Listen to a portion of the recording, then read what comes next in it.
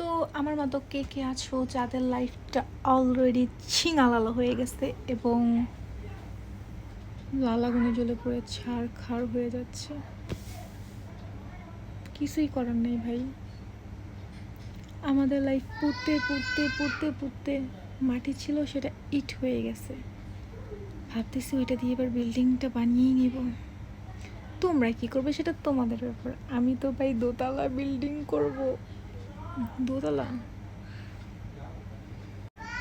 কি বলতেছে নিজেই জানি না রে ভাই। যখন কিছু করার না থাকে ক্যামেরার সামনে এসে উল্টা পাল্টা এইভাবে পক পক করতে কিন্তু মজাই লাগে। মনের কথাগুলো শেয়ার করি, তারপর পোস্ট করি, তোমরা শোনো। তোমাদের লাইফের সাথে হয়তো কিছু মিলে যায়, না হয়তো আমার লাইফ একাই এরকম থাকে। আমি জানি আমার মতো বেকার মানুষের অভাব নেই। মশা ছিল। সো আমার মতো কে কে বেকার আসো কমেন্ট করে জানাও, কারণ তোমাদের কমেন্ট করতেই হবে তোমরা যে আমার মতো বেকার। সো প্লিজ প্লিজ কেন কমেন্ট করে যা।